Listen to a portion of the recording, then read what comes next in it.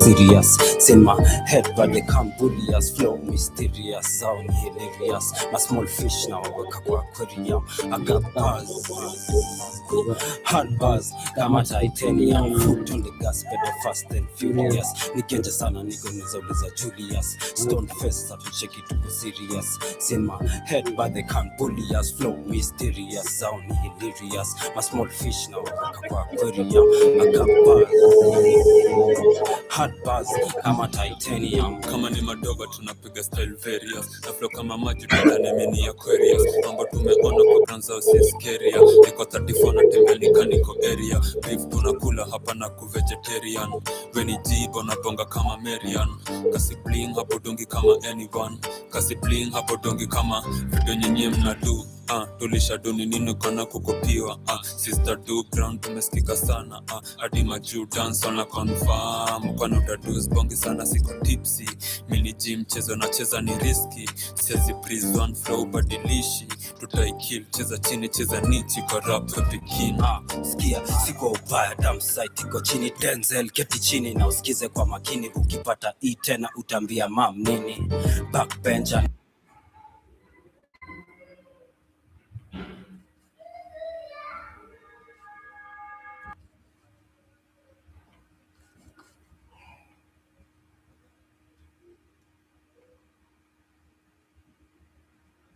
Gabaz kama titanium.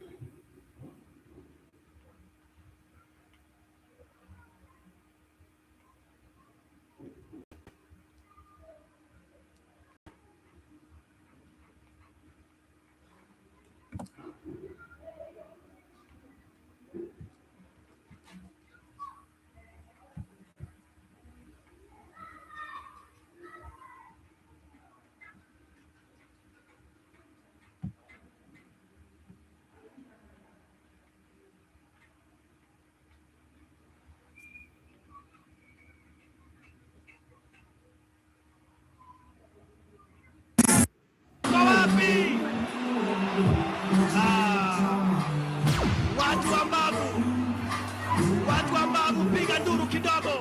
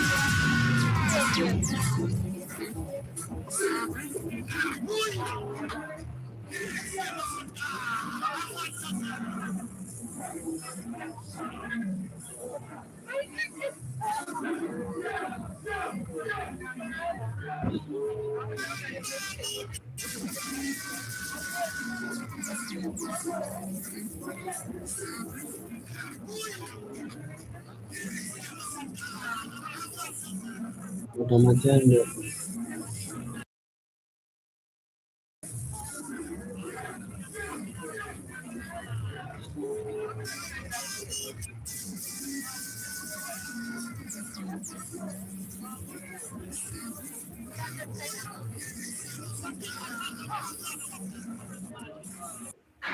Utamajembe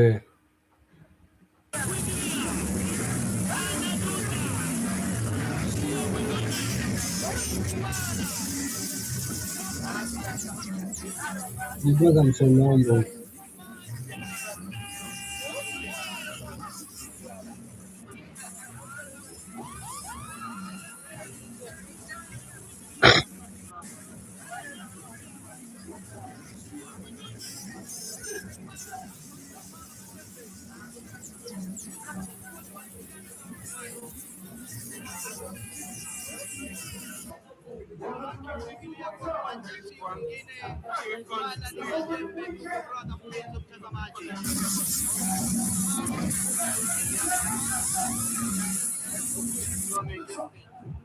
Kutakuwa na raundi 6 na kila raundi mapinduzi ya Majembe.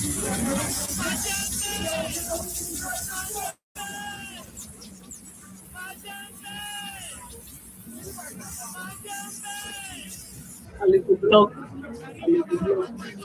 kwenda bad, very bad.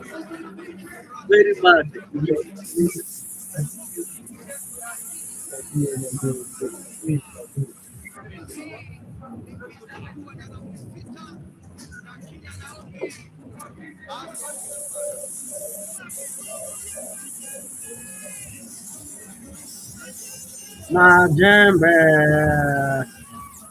Jomba sasa mbavu makuu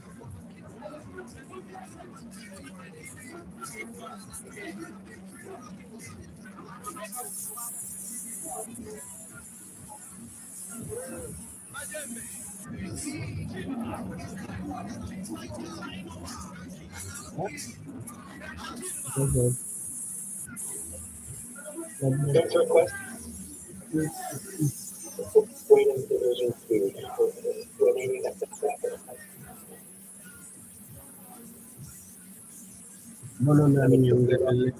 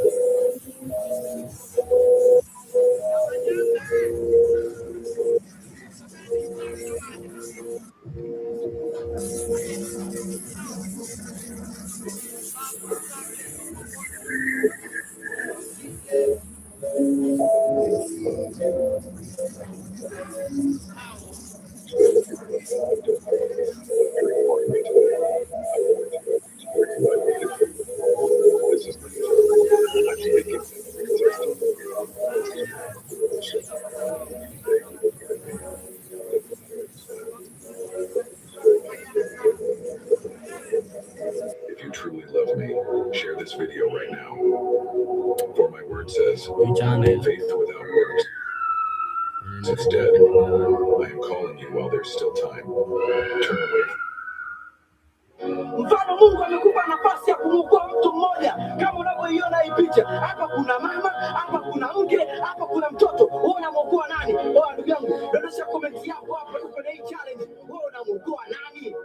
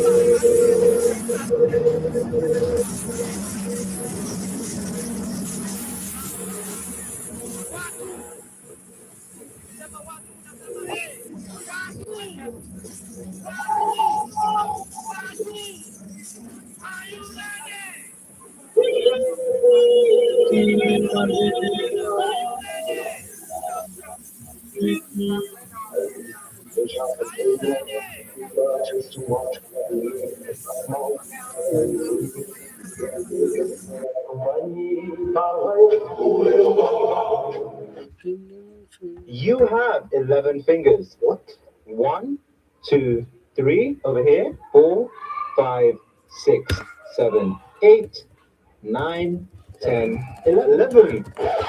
Hey guys, it's Ash. Don't save this video. Wewe Rada sasa usiku buda uko live bana. Kibabi. Bana. Sasa usiku buda mnaenda wapi saa hii? It's dangerous bana. wazee watoto wazee. So saa 6 saizi saa 23 wamefukuzwa. Oya, niaje? Hebu kama niambie story imefanyikaje? Acha niwaite. Sasa saa 6 bro. Hii ni gani bana? Saa 6. Hii ni kishughuli gani Kibabi boys? So inakuwaje saa 6 usiku unafukuzwa shuleni time kama saa hizi watoto? Rada. Jua nini imefanyika? Nani mtaki prince wenu aende?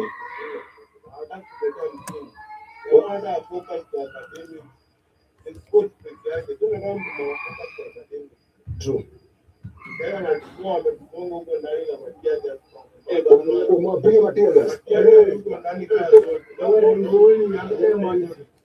Wallahi, mmepigwa.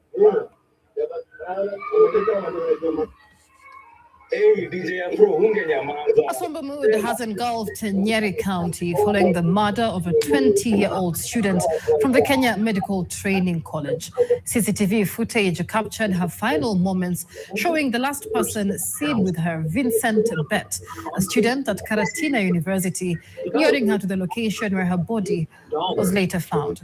She was discovered with her neck wrapped with her trousers and a belt.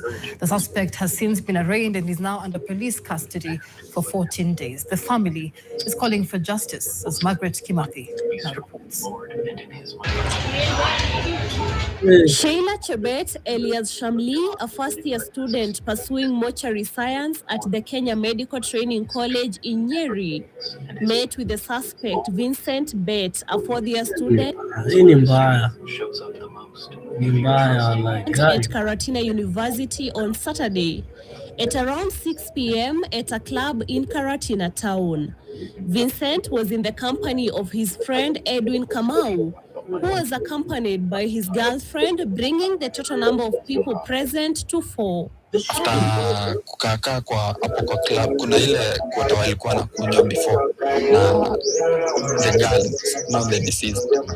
So wakamaliza, akanitext sasa WhatsApp akaniambia, I quote, let's go to your room so that we can have the drink. They then proceeded to Edwin's house in Rafina, about 2 kilometers from Karatina town. CCTV footage from a nearby school shows Edwin and his girlfriend leading the way at approximately 6:47 p.m. with the camera time lagging by about 7 minutes. They were followed shortly after by Vincent, the suspect, and Sheila, the victim. According to Edwin, Sheila was intoxicated at the time.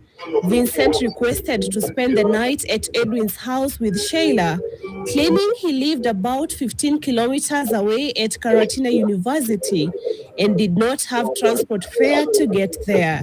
Edwin later left for the market with his girlfriend, leaving Sheila and Vincent alone in the house. According to venye najua ni maybe ukiwa na Edwin leads us to the scene where the body was found in a farm in Rafina area.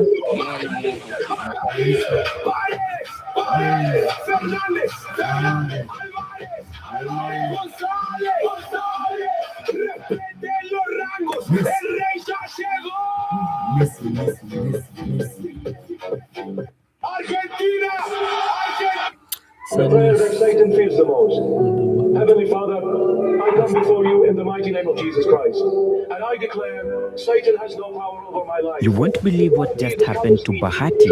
Bahati, you are stupid, very stupid. Kenya beloved star has just broken down in tears after a shocking video of Apostle Michael Mbanda surfaced online, and it's bad. You are a very poor man. And my future. You have to speak where people are speaking, where people have money are speaking. Lies have no place here anymore. What money do you have? Reject fear. Niko juu, Mungu hajakuweka juu, shetani amekuweka juu. In the viral clip, Apostle Michael doesn't just criticize Bahati, he destroys him. Hiyo pesa yako ni mingi kuliko shetani. Unasema unaonewa wivu. Mtu anaenda jehanamu anaonewa wivu sangapi? Calling him out publicly and warning him Unasema uko juu wapi? Juu hell ama wapi? Uko juu wapi? Don't ever think I'm Pastor T. I can deal with you 100% perpendicularly. Bahati, wewe, nimekuonya na hii ni mara ngapi nimekuonya? Hii ni mara ngapi nimekuonya wewe Bahati?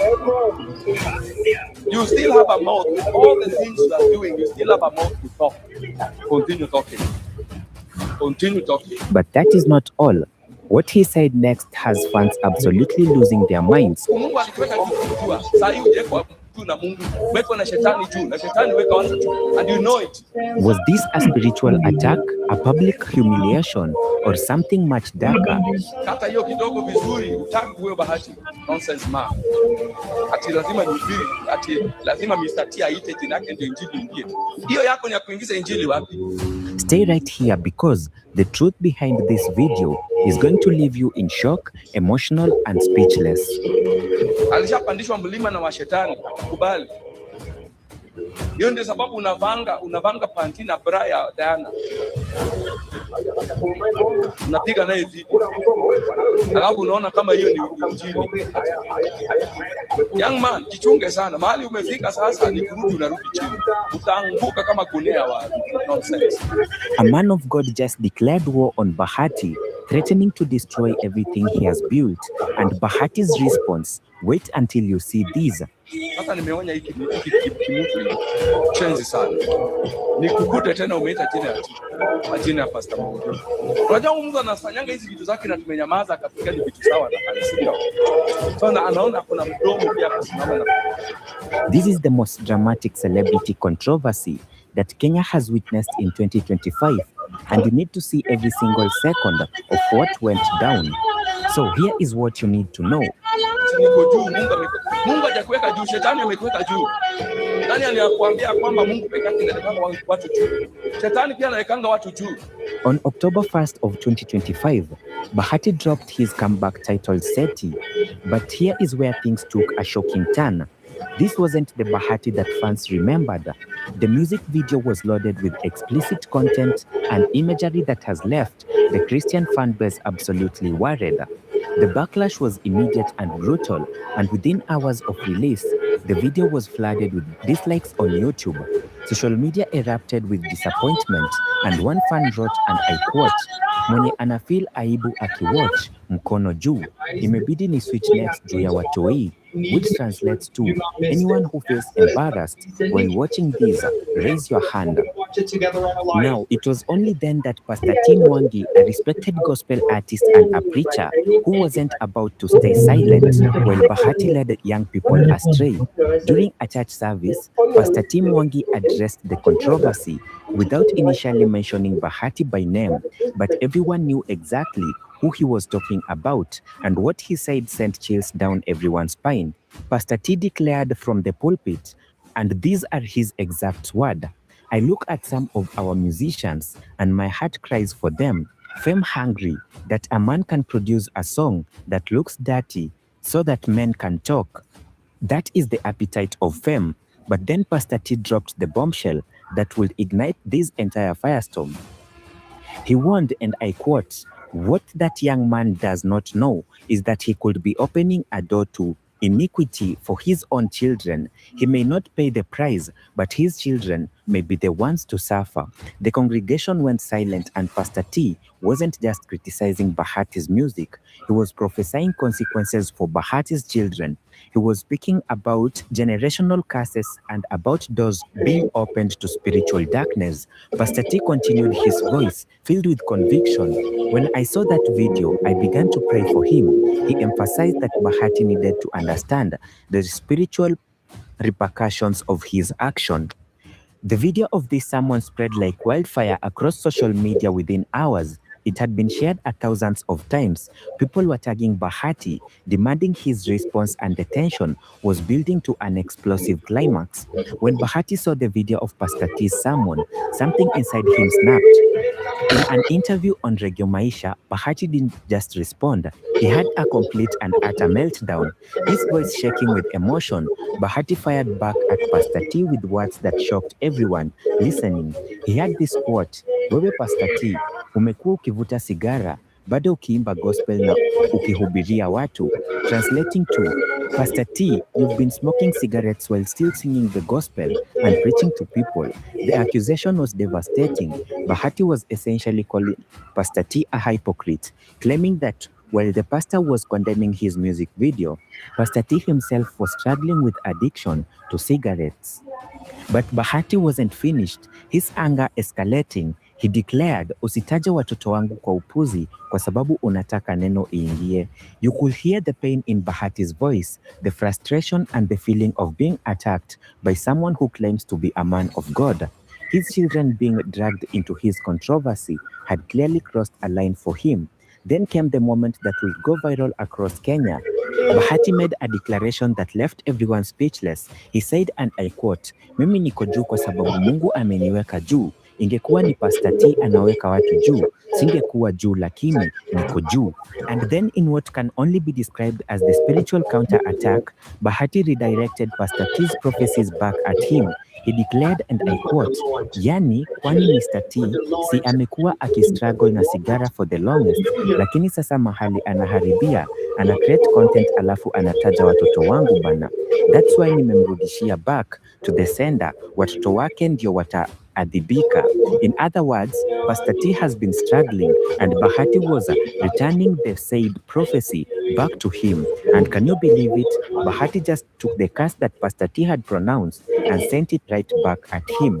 The public reaction to this entire saga has been absolutely explosive. Social media has been divided into camps. Those who support Bahati and believe that this is the right artistic expression, and those who stood with Pastor T and believe that Bahati was betrayed by his gospel roots. Some of the viral comments include supporters saying, "Leave Bahati alone, he's an adult." But on the other side, critics have been equally vocal. Bahati has opened doors to demons through that video. You can't leave gospel music and expect God's blessing to continue. One particularly insightful comment that gained traction stated, "Mwizi amejitambulisha mwenyewe na hakuna anayemtaja." This was in reference to how Bahati responded so defensively to Pastor T's sermon, even though Pastor T never specifically named him. So where does this leave us now? As of today, October 21st of 2025, this story continues to develop. Bahati attempted to damage control by announcing he had recorded a gospel collaboration with a Tanzanian artist. Pastor T has not publicly responded to Bahati's accusations about smoking cigarettes. Some of his supporters have dismissed Bahati's claims as desperate attacks, while others are calling for Pastor T to address this allegation directly. Diana Marwa has maintained her distance from the controversy, focusing on her own brand and abusive ventures. The state of their marriage remains a subject of the intense speculation, with some wondering if the public disagreement signals deeper problems in their relationship. The Seti music video, despite all the controversy, or perhaps because of it, has garnered hundreds of thousands of views. Some argue that any publicity is good publicity and that Bahati had successfully generated massive attention for his comeback. But at what cost? His reputation among Christians had been severely damaged. His relationship with his wife had been publicly strained. A respected pastor had prophesied consequences for his children, and the entire nation is watching to see what happens next. So, there you have it, the complete story of Bahati's explosive controversy with Mr. T Mwangi, a saga involving explicit music videos, prophetic warnings, and accusations of hypocrisy, spiritual warfare, and a nation divided. The question now is, what do you think? Was Pastor T right to call him out? And the bigger question, can Bahati recover from this? Can he rebuild his reputation? Will his marriage survive? And will Pastor T's prophecy come to pass? Or was it all just empty words? Drop your thoughts in the comments below. I want to hear from both sides of this debate. If you made it this far, you're a part of the real ones. Hit that like button, smash that subscribe button, and turn on the notification bell. Unasikia hiyo? Unasikia hiyo?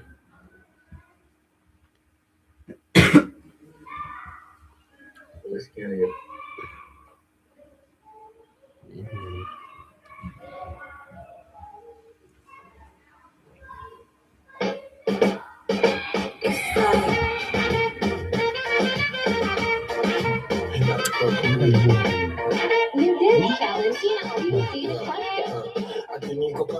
kana unajua kanani jota tanikasikia na kuota nimwambia mama sishinda kinigoja na nikujia kilia na kuzitoka neza hadisia